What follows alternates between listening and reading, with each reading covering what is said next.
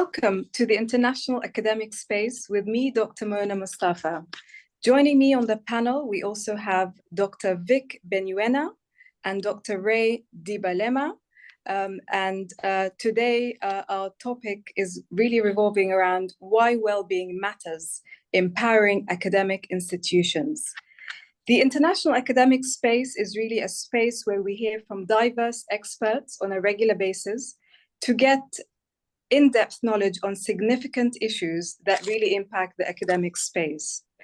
In line with the October month, which is all about well-being, we thought to keep the theme and talk about this pressing issue.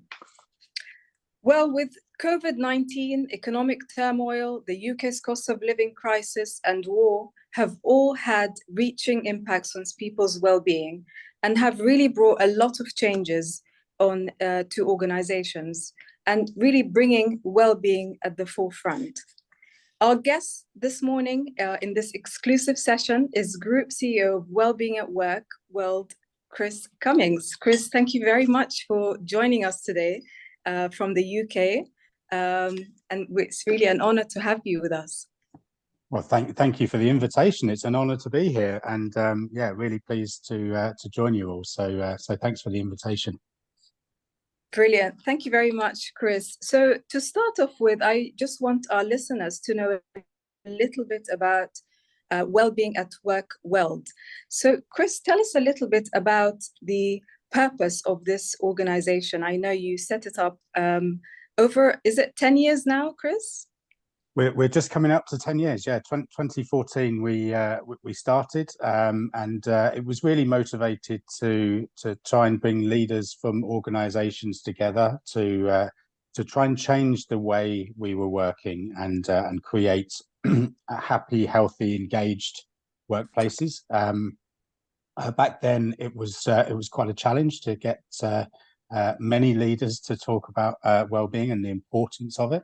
But what we've seen over the last 10 years, especially during the COVID period, about the acceleration of awareness of mental health and well-being and the importance of it. So yeah, it's been a great journey. And what we're trying to do is make well-being a strategic priority in every organisation around the world, because if we do that, if we can reach millions of employees through the workplace, then I'm sure we can make a better world and certainly a better working world for everyone. Brilliant. Chris, when I met you a few years ago at the World Wellbeing Summit here in Dubai, it was actually just, I think it was, we're coming out of that pandemic, and well-being was really a hot topic. Everybody was talking about it. Where are we now, Chris, after the pandemic? Are organizations still paying attention to this topic, or do you feel from your expert knowledge that this is sort of fading a little bit and taking a back seat? I think it's changed. I think what's happened, what happened during the pandemic is, we were all put into panic mode almost, and we had to react quickly, and we were playing catch up constantly. So leaders knew immediately they had to do some quick fixing and support their employees. So we saw a lot of quick, short-term quick fixes, which was, we were all in that mode at the time, so it was important to do. I think what's happened since COVID is well-being is still as important, if not more so, but we're getting more intelligent about how we approach it, and we're thinking more strategically. So instead of having those quick fixes and maybe doing something like a quick workshop or having a yoga class, we're actually thinking more strategically. And if you look at some of the data that's coming out from McKinsey, from Gallup, from PwC, from Deloitte, many others, having that wider strategic approach really does matter and really delivers much stronger results.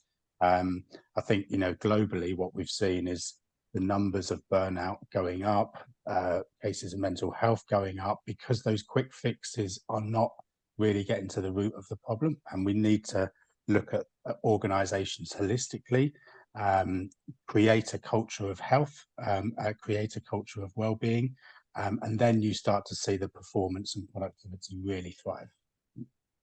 That's great. So it's interesting to see sort of the shift in on the agenda of companies.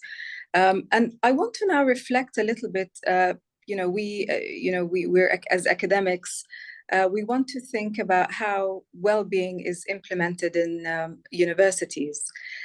So I perhaps want to ask Dr. Vic this question maybe.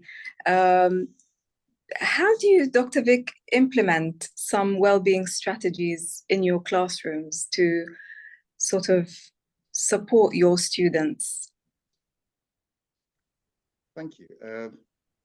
First, I would like to clarify that it seems to me, and there's no theory behind this, that happiness is very different from well-being.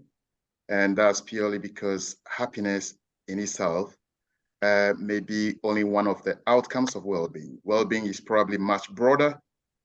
And there are many models behind well-being. One of my favorites is the one put forward by Martin Seligman. It's called the PERMA model. P stands for positive emotions. E stands for engagement. R stands for relationship. M stands for meaning, and A stands for accomplishment. So in my class, relationships matter. So my relationship with the students and their relationship with me is a big part of the whole delivery strategy. I also have to ensure that the M in the PERMA model, meaning, is in place. What am I doing in the classroom to ensure that students are relating with the materials that I'm teaching, and how does that fit into the broader university strategy? So it's quite critical to take into account different backgrounds of students. Students are coming from all different cultures and nations and societies, personalities. So all those things brought together could be a challenge, but there are also opportunities within this that, as academics, the way we manage all the variables. And as a matter of fact, well-being is a multivariate phenomenon. It's not just a few variables that define what well-being is.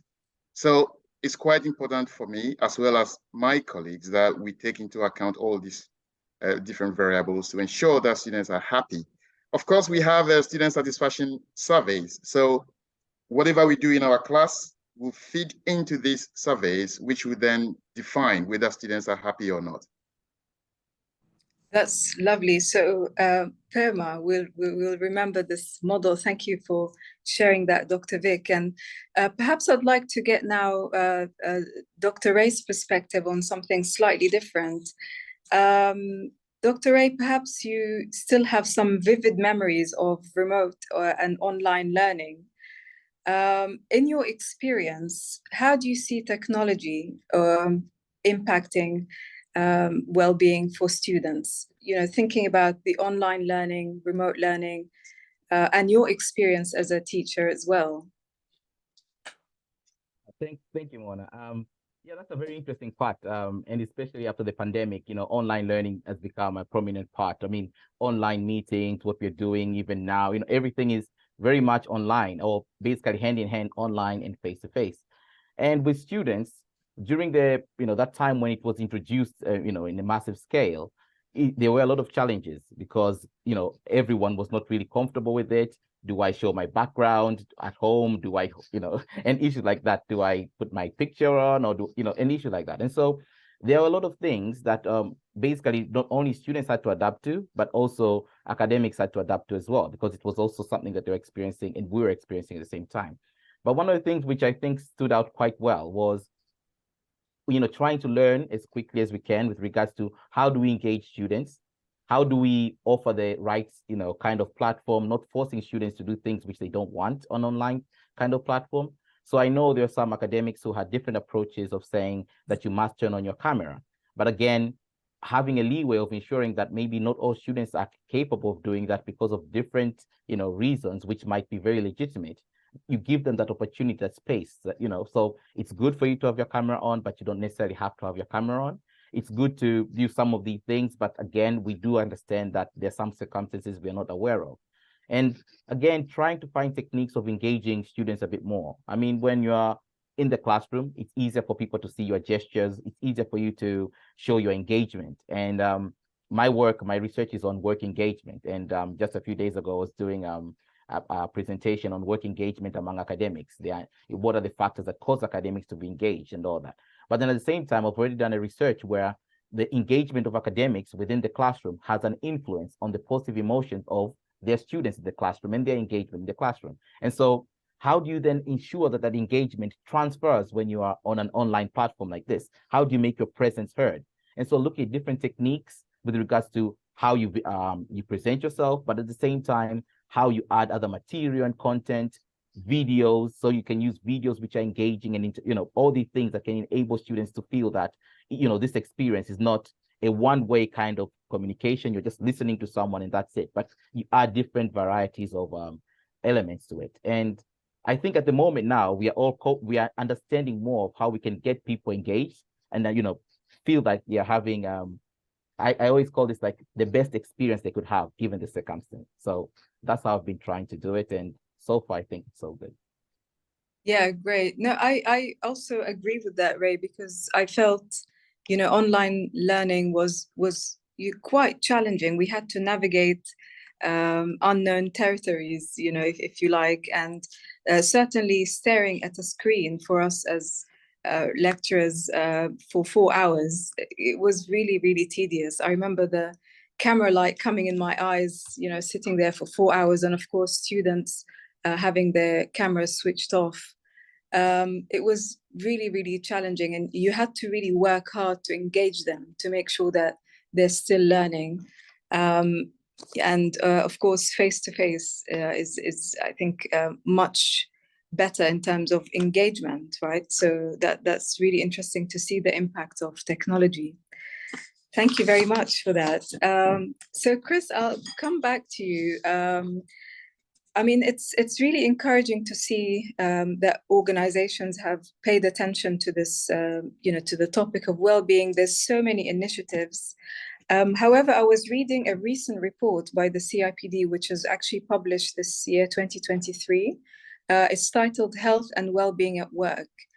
And something quite striking caught my attention, that actually in 2023, this report was done in the UK. They found that there's an increase in sickness absence that has been the highest level in a decade. They found an average of 7.8 days per employee. So what's happening, Chris? Why are employees calling in, absent or sick from work? And from your perspective, what's causing this increase? Yeah, it's a worrying stat, and I think there's probably a number of reasons. I think we're seeing the effects of COVID actually continuing, but I also go back to my original point of it was front and center when COVID was happening as a strategic priority, and like you say. It's still important, well-being at work, but other priorities have come in, and I think there are many companies doing some wonderful work and being more strategic, but these quick fixes are not having the impact that we need. The numbers, not just the sick days, but the numbers of burnout and mental health, they're all going in the wrong direction. And I think we have to step back and say to ourselves, right, what are we going to do about this strategically instead of trying to do these quick fixes? Because having these smaller short-term initiatives are not having the impact we need. And that goes for, organizations, it goes for across our personal lives, it goes across academia, it goes across all walks of life. We've got to think about, how do we get people engaged? Vic mentioned the PERMA model, which I love, Vic. Having meaning, purpose. Do we have a sense of purpose in our work? Do we have a sense of purpose and meaning in our studies? Because that's going to get those engagement levels up. and it's gonna give us a higher sense of purpose and want to go to work and want to go to university and want to engage.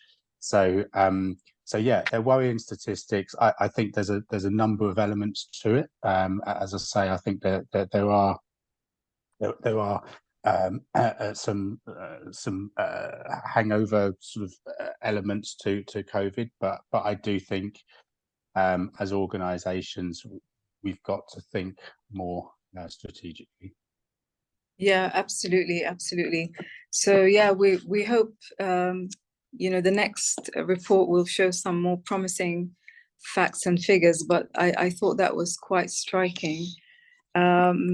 So thank you for that, Chris. Now moving on back to Vic. Vic, I know you've have experience teaching around the world in Dubai, UK, Vietnam, as well as other countries as well. And I was wondering, Vic, if you have noticed any cultural or regional variations in the approach to well-being in education throughout your international experience. Unfortunately, all the highly rated countries in terms of World Happiness Report are not essentially in Asia. They are in the Scandinavian countries, starting with, I think, Finland, Denmark, Switzerland. Israel, surprisingly, I think is number 4, but New Zealand also is there. I haven't taught in any of these countries, surprisingly, and it's not to suggest that I am a man of no happiness. But whilst in Vietnam, what I notice is that because of collectivism in that culture, people tend to be slightly more happy. And that's because if things fall apart, you have a shoulder to lean on. You have someone in the family to speak to. Whereas in individualist countries, you are on your own, essentially. The state might support you, as in the case of the UK or maybe Germany. But in Asia, the number 1 call for support is your family. So that collectivism, in my view, promotes a lot of well-being among students or the society.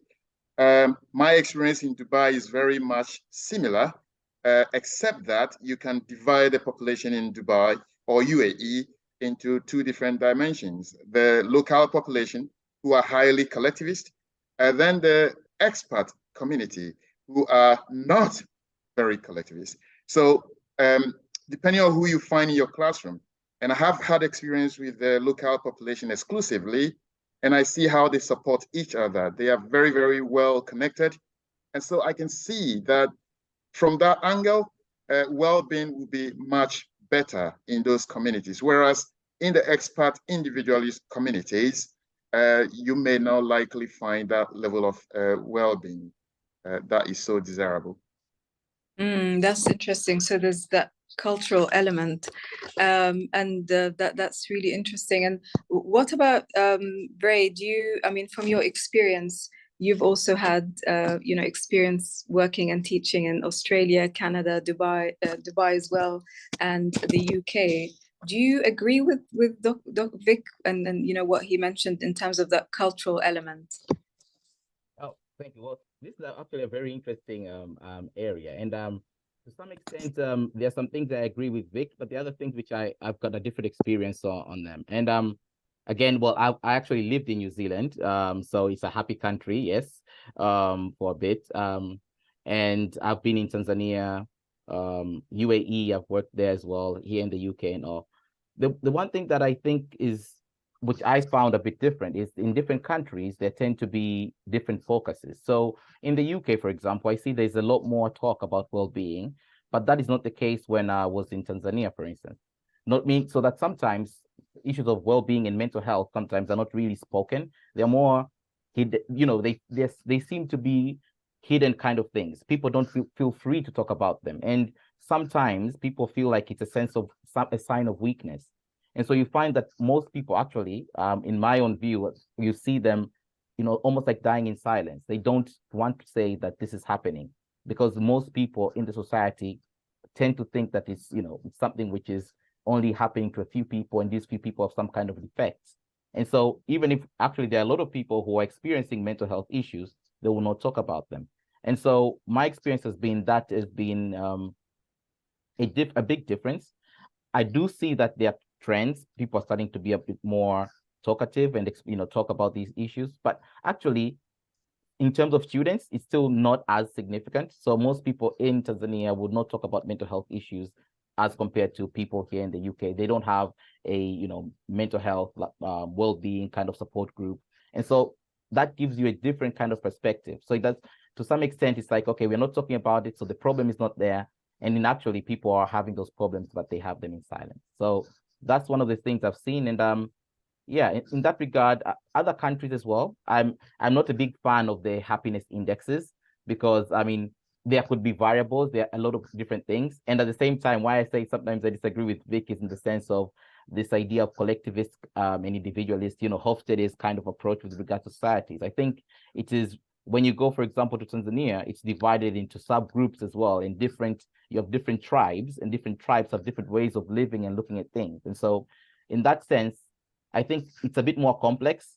We are all human beings, as Chris said at the beginning, and so we have we all experience these elements. But I guess the society itself has a way of, or even the tribes themselves have a way of looking at these issues differently, and whether to think they are a priority or not a priority. That's brilliant. Yeah. Sorry, Ray, I think you probably misunderstood what I meant. You seem to focus on mental health, which is sort of forbidden in the societies that you've mentioned. The idea is not, my idea is not about mental health alone. It's about well-being. So well-being is much broader.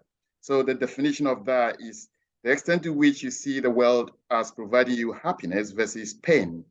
So it's quite hedonistic in nature in psychology, where what gives you pleasure versus what gives you pain defines your well-being.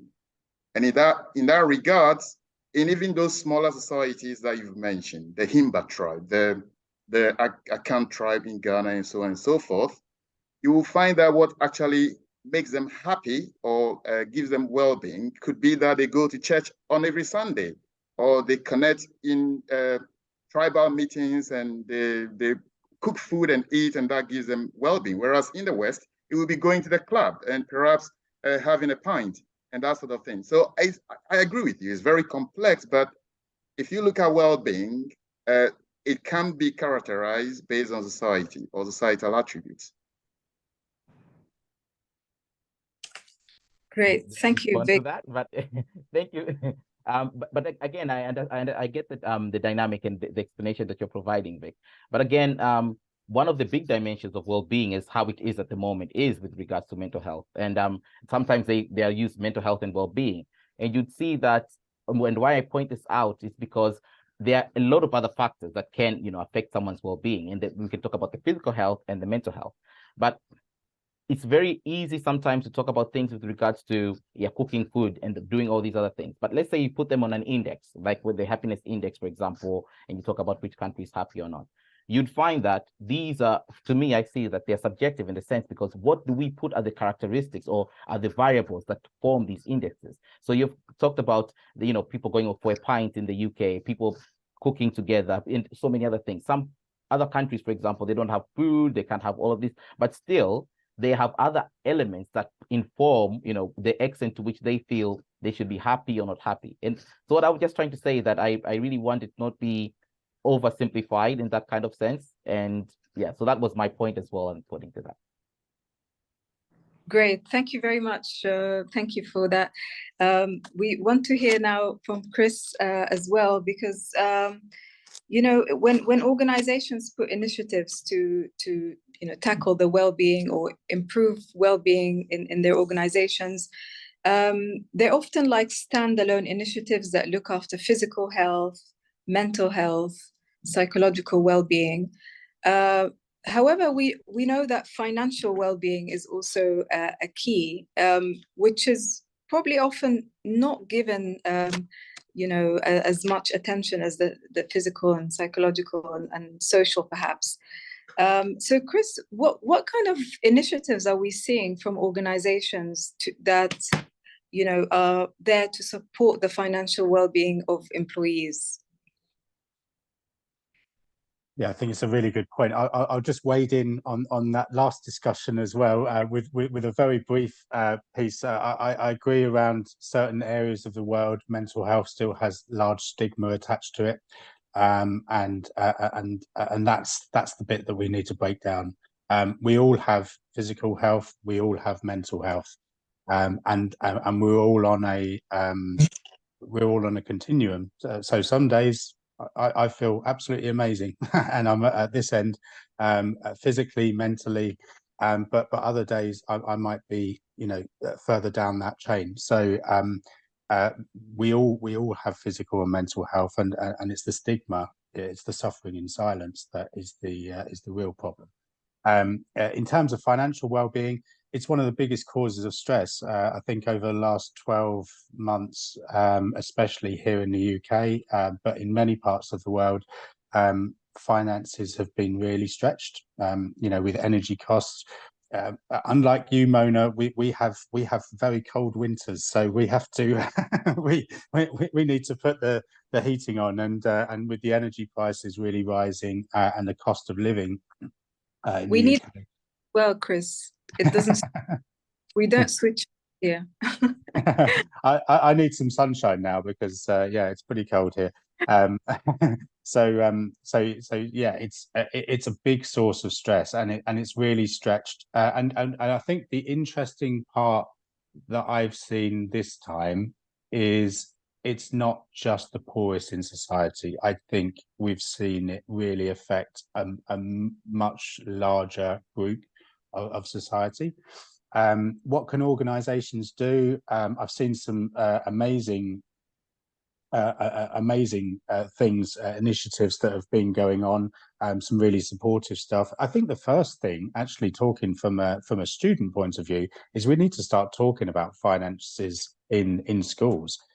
We need to understand it. I never learned anything in my academic career about how to budget and how to, those skills. If your parents don't tell you, then you pretty much figure it out on your own. And I think we need to be more open about our finances and help people. And so it starts much younger. I think when we get into organizations, I've seen some great things around helping people with deposits, to get them out of rented accommodation into buying their own place, and having those interest-free help.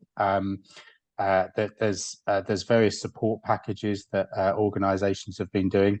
I mean, look, organizations can't do everything. It is a personal situation that you've got to work out as well. But I think having financial education as individuals will go a long way to helping people going forward. Yeah, that's really key, isn't it? Like financial well-being is, like just to be aware and how to manage. And yeah, it's definitely something we need to sort of teach the younger generation. It's often seen as one, very very boring, or two, oh, we don't talk about that. So that's a private matter, but actually we need to get it out in the open and have those conversations, because we've got to help people plan and budget. Yes, absolutely. And on that note, Chris, just moving on, looking at some of the warning signs, as organizations, what could be some of the warning signs that sort of indicate that there's, more work to be done, and there's issues that need to be sorted in terms of employee well-being? Because I think organizations often just look at perhaps sickness days and then they just count them and that's it. But what could be some other indicators? I think it really is important to think about your line managers in organizations. So I think, Ray, you touched on students maybe not having their camera on some of the lessons. If one of your employees are regularly coming to meetings and not putting their camera on, that to me, now look, there might be a legitimate reason. They might be having their house renovated or whatever it might be, but it could be that they might be struggling. So in this virtual world, or hybrid world that we work in now, it's a bit more challenging because you're not seeing people every day, and so it's picking up those signs. But it really is, I think, the key to really developing that strategy is these line managers and middle managers who can really understand and get to know their own teams, and understand what's going on.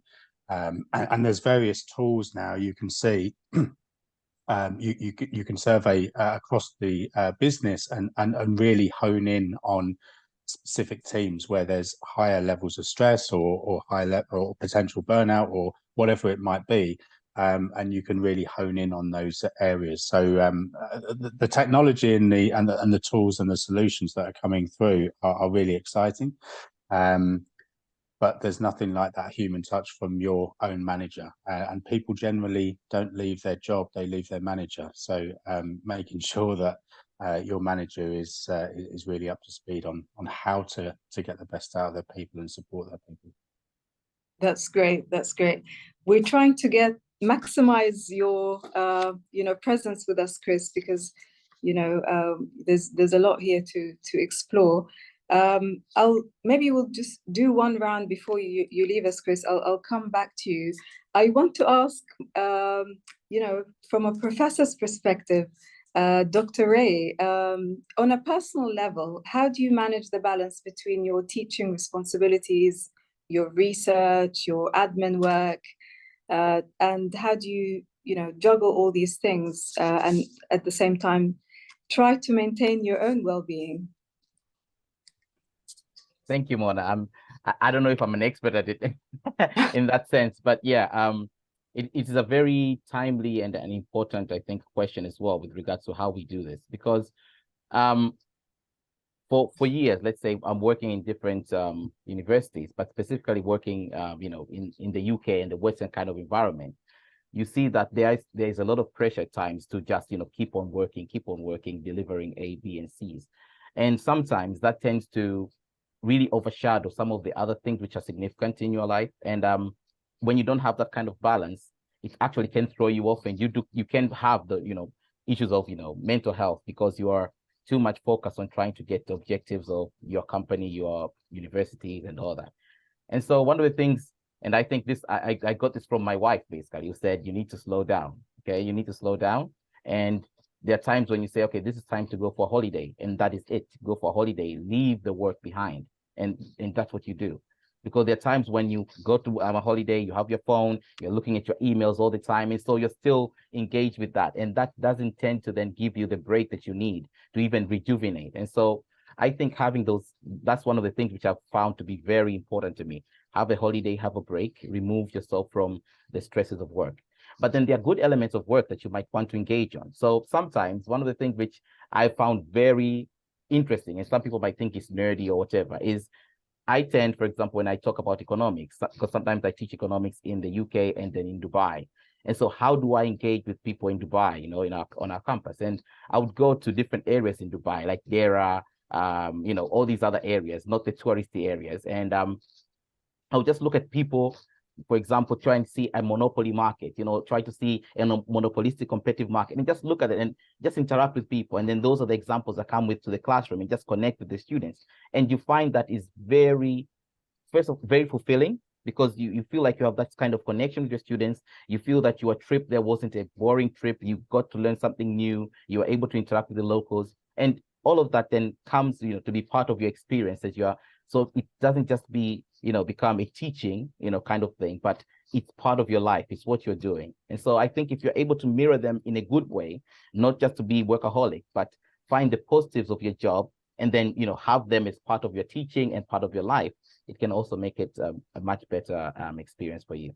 And I think it has been well for me in terms of the mental health and also being able to at least enjoy the job that I'm doing. That's great. That's great. I'll move to Chris because I know he will be leaving us in 5 minutes, and then I'll come back to Vic and we can continue the discussion. So Chris, we all have heard of the word presentism. However, recently I've been researching leavism, which is quite interesting. And this again came in the report, the CIPD report, where employees, they use their allocated time off, whether it's for annual leave or maybe if they're unwell, any kind of leave, and to do some work. And the study showed that nearly 2/3 of respondents actually report some sort of leavism in their organization. So that's really interesting, Chris. If you're booking a holiday or time off, as Ray mentioned, having that disconnection, what can organizations do to support employees to disconnect? Because it seems to be a trend, and we've all done it. We all, go on holidays and pack our work in our luggage as well. Are there any initiatives that you've seen, organizations implementing? I think the core to this is flexibility. So if I think back to my dad's career, he retired 35 years ago. So he used to go into the office at 9 o'clock on a Monday morning, finish at 5 o'clock, go home and spend time with his family. Nobody could get hold of him. Nobody had his home number. We had landlines back then, and he had the evening with his family and could switch off. In today's world, it's a 24/7 world that we live in, you can get hold of me at any time. Well, you can't, because I've put boundaries in place, and I think the key is having boundaries and organizations providing that flexibility. Now, I'm an early riser. I get up early. I'm really super productive. People think I'm crazy, but at 6 o'clock in the morning, I can really work very fast. At 4 o'clock in the afternoon, I am useless. I cannot do anything. I'm exhausted. I'm finished. Because and sometimes I like to work on a Sunday morning. Because it suits me. But then I like to do some errands, like getting a haircut on a Wednesday afternoon when it's not so busy. I have that flexibility, and creating that flexibility, because life is busy. Lots of things in life happen. You've got to pick the kids up from the school. You've got to do this. You've got to do that. So creating that environment where there's not a expectation where you have to be at the desk at a certain time every single day, or whatever it might be, creating that flexible environment that suits people and trusts people, puts trust in them. We can all, there's technology now to see how much work people are doing. If we're focused on outcomes, we can build trust within organizations. But I think the days of when I first started, you had to be at your desk at this time and you're not allowed to leave at this time. I think those days are gone, because the world of work is completely different. And when you provide that flexible environment, the vast majority of people don't take the mickey. They get on and do it and really embrace it. So that would be my core. I think we actually had a number of conversations and discussions around the 4-day working week, which is starting to emerge here in the UK and in parts of North America as well. And I think it's an interesting conversation, actually. It's not going to work for everyone, but it's an interesting development, because our world of work is so different to what it was 20 years ago. And we've got to look at new models, because we haven't changed that model for a long time. Brilliant. Chris Cumming, the CEO and founder of Wellbeing World of Work, joining us live from Brighton. We really, really appreciate you joining us today and providing these outstanding insights. Thank you very much, Chris. Thank you for having me. Yeah, it's been a pleasure, and best of luck with everything. Lovely to meet you, Vic and Ray, as well. Yes, and we'll certainly connect again when you're, during the summit soon. I'll be coming to the sunshine in February, so looking forward to it. Brilliant. Thank you very much. Thank you, Chris. See you soon. Thank you, Chris. So yeah, thank you very much, Ray and Vic. That's been really an interesting discussion revolving around the world of work, the latest trends, the challenges that organizations face. And perhaps I'll move now to Vic, talking about academia, Vic, what do you see some of the pressing challenges that you face, you experience or you hear from students that really impact their well-being? Do you see some, maybe from your experience, common themes arising? Perhaps it's, I don't know, during assignment submission or at the beginning of the semester, and how do you, what coping mechanisms do you provide students? This is a very complex question because students are complex in their nature by their personality, as I said earlier on, culture and background. So what really puts pressure on a group of students might be slightly different from what put pressure on another set of students.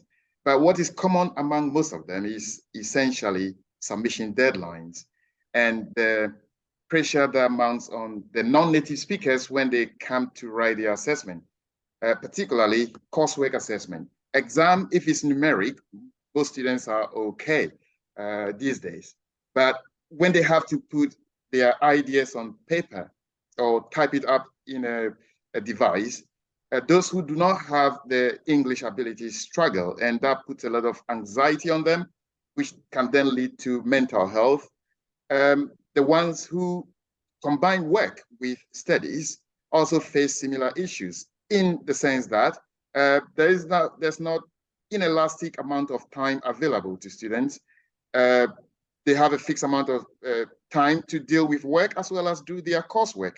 So a lot of emails that I get or contacts that I've had from students is essentially about there's not enough time, can you extend the deadline?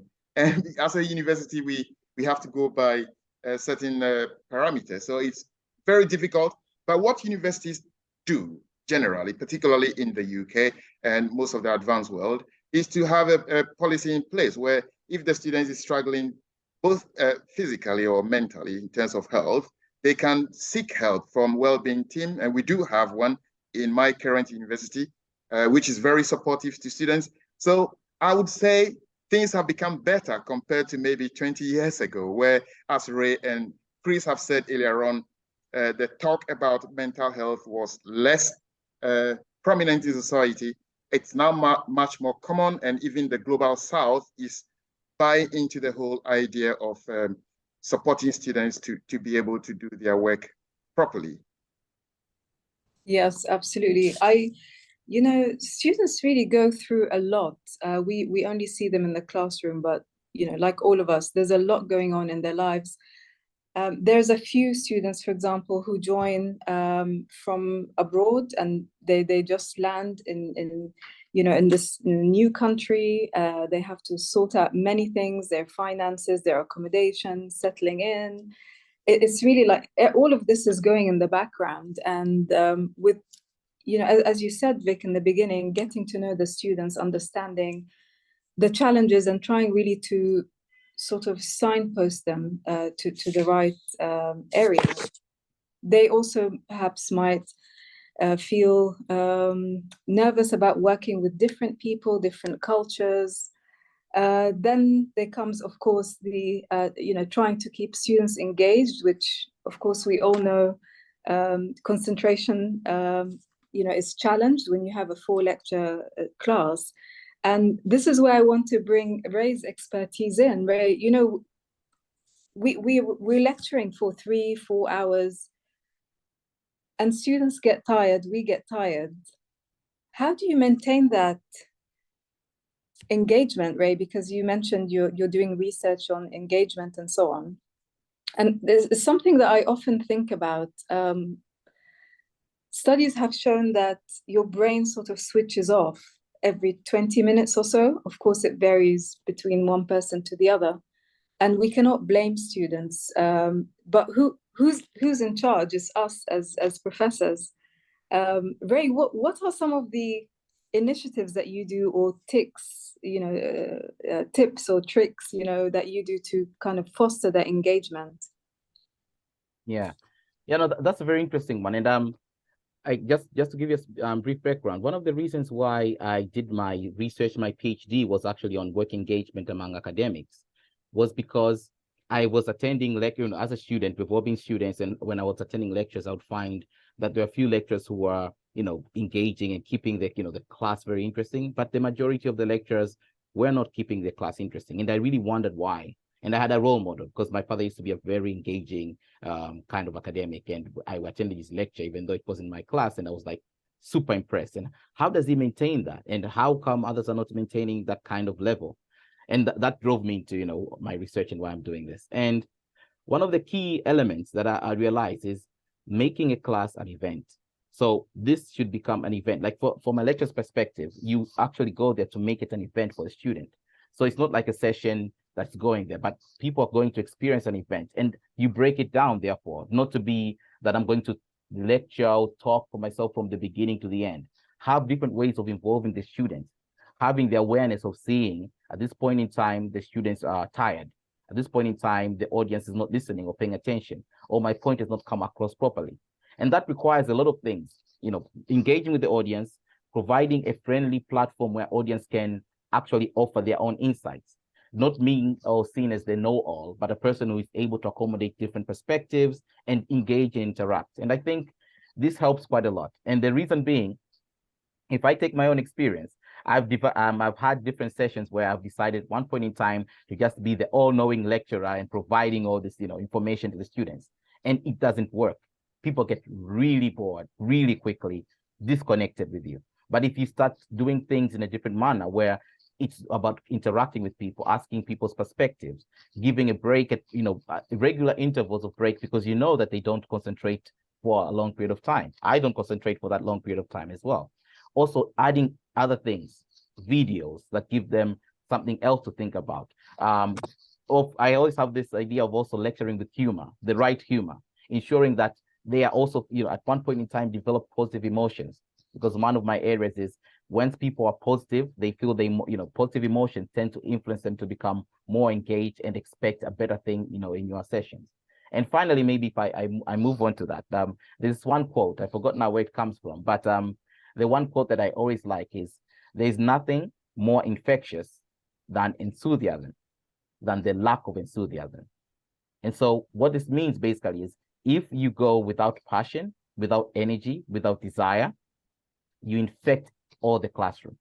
And so one of the things that I practice it, and I think it's, part of my mantra, in honesty, is I practice being enthusiastic. When I go into the classroom, it's all energy. Now, that does mean at times you need to break it down, because if you go for energy for 3 hours in a row, you'll pass out by the end. So you have to time yourself. But it's something which is very important. Having enthusiasm, passion, and desire, and incorporating a few elements of it such that you are able to provide it and students can see it authentically, is one of the ways which I think can cause engagement in the classroom. I hope that covers a bit. Yeah, yes, that's really great. So that enthusiasm and engagement, and that's really powerful.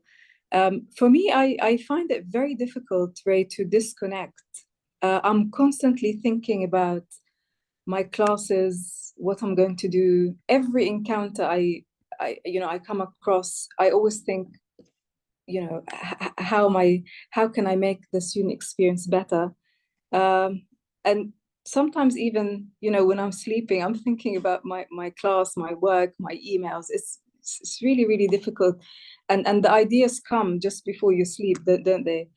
But what I found to engage students, something that has been worked really, like, it's magical.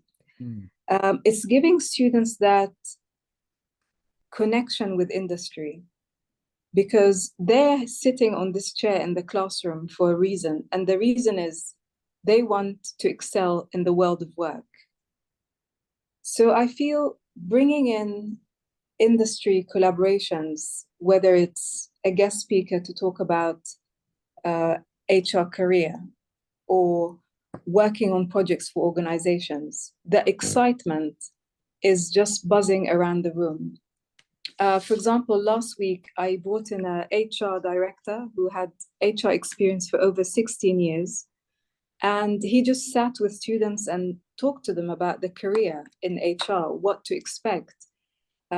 things that we don't find in books. He even was talking about what's the best paid area to work in HR, which was interestingly remuneration experts designing remuneration packages. The challenges, these insights, and the students had the opportunity to ask questions. And for them, they don't daydream when they have this opportunity. So I feel that there's many, of course, techniques, tools, and tricks, but for me, that has really always worked. It's just they're very excited. Like every time they come, there's something new, something different. And as you said, Ray, it's just keeping it different every time, isn't it? Like having a surprise. Last week as well, we talked about in my class something about night shift work in my human resource and ethics, and the challenges that night shift workers face. So I, talked about it. We went through some of the material. And then as a surprise, I got someone who worked night shift in a call center. They didn't know this is coming. And he just came, to talk about his experience. So they could like put the theory into practice. And that was really like a magical moment. It's like creating that engagement because, they're going through a lot, and they're, in terms of their concentration, their, fatigue, stress, anxiety, all that really is affected. And perhaps I want to also ask Vic, what are the techniques or tools that you have? Do you have any that you could share with us to perhaps try and overcome that fatigue that students might experience sitting in long classes that may have worked for you, Vic? Oh, absolutely. Just like you and Ray, one strategy doesn't work for all. What tends to work a lot for me is humor in the classroom. And the students, particularly if they are from face-saving societies, they tend to, or power distance societies, they tend to perceive their professor as a superior to them. Of course, we have a much higher position as far as the structure is concerned, but once we are in the classroom, we have to let the guards down to be very close to them. And to me, you can't do that through any other means other than humor. So I bring in the bad things that have happened to me when I travel the world and the good things that have happened to me, as well as things that happen in my house, whether it's my little ones causing trouble or, some sort of a scenario between my wife and myself. I bring those things and it surprises them because some of them do not believe, they don't expect that I could talk about certain things like that in the classroom. But also something that has happened in the news, something that is very strange, bringing it to the classroom to share with the students, reconnect them. Because let's face it, some of the qualitative subjects are really boring. I teach economics also, but my experience with numerical subjects is very different from non-numerical subjects. But that's not to assume that all students like numbers. There are a vast majority of students who don't like numbers or graphs also. So it's a fine balance between what works for one group. Even within the same year, you might find a group that is well engaged with qualitative and the other one that is not. But the humor is very, very meaningful to me. But I also try to ensure that they know I have authority in the classroom. And that authority is what they pay for, essentially. Students come to us to learn. So they tend to have positive emotions when they feel they've learned something new in the classroom. And so that means that I have to put myself in a slightly stressful situation where I have to prepare a lot before the class. But once you've done it for several years, it becomes almost second nature. So ensuring that students learn from you and ensuring that they don't perceive you as a monster in the classroom, to me, works very, very well. There are other things I'd like to talk about in terms of, happiness and well-being in general, but I think we probably will visit that soon, and I would like to comment on that. Yeah, Vic, I mean, tell us a little bit about, you do talk a lot about the happiness index and well-being. What other insights do you have for us? So I did two research on the happiness issue in the UAE. One was on measuring happiness in the UAE using organizational index. So in that research, what we tried to do, me serving as the principal investigator, was to look at what are the measures that organizations put in place to ensure that their workers are happy. And we found that UAE is very different. They provide insurance for expatriates, which is a very positive thing. So that increases the happiness level of employees. Most organizations also provide generous bonuses and commissions, which is a very good measure of happiness. Chris talked earlier on about financial factor as being necessary in well-being. We also notice that the relationship with supervisors is very, very important. And in organizations where there's a lot of micromanagement, where the supervisor is overlooking the employee all the time, happiness tends to go down. So we did this research about 4 years ago, and that was a very interesting finding. But quite apart from that, I don't want us to leave here today thinking society is plagued with a lot of mental health issues, because as Steve Pinker has said, society has made a lot of progress over the years and now is better than before. And before, I'm talking of prehistoric times, or maybe before the Second World War, for example, where we did not discover penicillin, we did not discover vaccines, and all these things have made our lives much better today than several years ago. But quite apart from that, we probably know this anyway. About 15 million people suffer from stroke each year. 15 million is a huge number, probably higher than the population of Mali, Burkina Faso, and some countries out there. Only 5 million of those people survive, and other 5 million permanently become sick. But another statistics in the UK point to the fact that 49% of stroke sufferers survive. So I just want to say that things have improved. We might criticize the availability of devices and the pressures that we face by paying high school fees, where you have to pay school fees, and the pressures brought on us by economic factors. But society has become much better. And Barack Obama said once that if you are confused between choosing when to leave, whether now or then, choose now. So I'll choose now. It's much better. Thank you very much, Vic. And yeah, so really just to recap, we are making huge progress in the field of well-being at work. Organizations are supporting their employees. We see universities also supporting their students and faculty.